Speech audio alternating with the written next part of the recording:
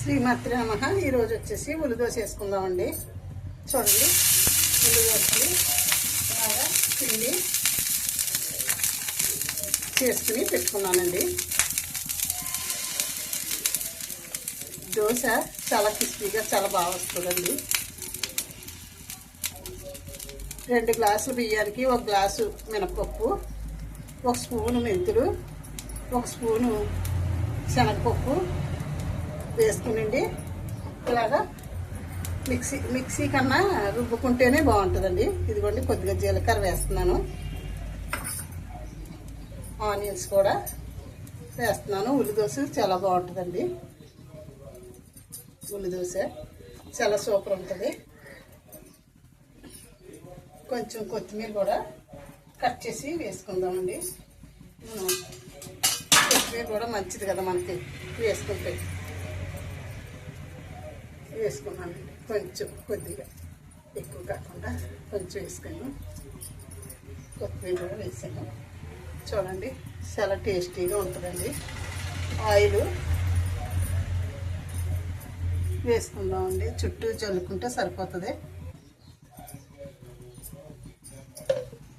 Oil వేస్తున్నాను. చూడండి, చాలా బాగుంటుందండి ఉల్లి దోశ. పల్లీల చట్నీ చేసాను. చూడండి, అంటుకోకుండా వచ్చింది కదా దోశ, చాలా బాగుంటుంది.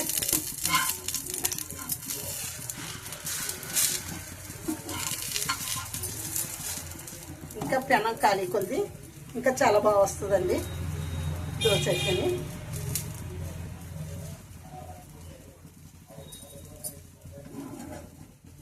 కరెక్ట్గా పెట్టలేదండి చక్కని.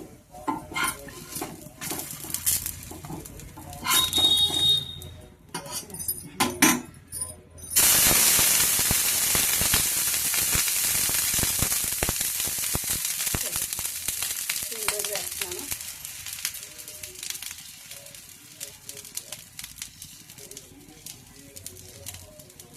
పలుసగా వేసుకుంటేనే బాగుంటుందండి దోశ, సూపర్ ఉంటుందండి ఉల్లి దోశ. జీలకర్ర కూడా వేస్తాను, కొంచెం కొత్తిమీర కూడా కట్ చేసి వేసుకుంటాను. అంటే కడిగి పెట్టుకున్నానండి కొత్తిమీర నేను.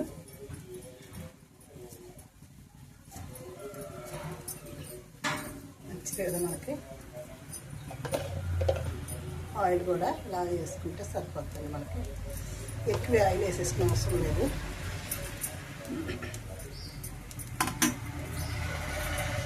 ఇదంతా కూడా మన పిండి రంగు పోయి ఇలా తెల్లగా కాలితే మడత పెట్టేసుకుంటే బాగుంటుందండి. అది కాలి వరకు చూడాలండి. అంతగా ఎక్కువ కాలిపోనకూడదు, అంతగా తక్కువ కాలనకూడదు. బాగుంటుంది. ఇలా చూసుకుంటే మనకు తెలిసిపోద్ది కాలిందా లేదన్నది. చూడండి, ఇంకోటి కూడా వేసాను. ఇలా మడత పెట్టుకుంటే సరిపోతుంది. చూడండి, చాలా సూపర్ వచ్చిందండి దోశ అయితే. సరే, మళ్ళీ ఇటు కూడా సరిపెడతాము. చూడండి, దోశ బాగుంది కదా, దోశ బాగా వచ్చింది.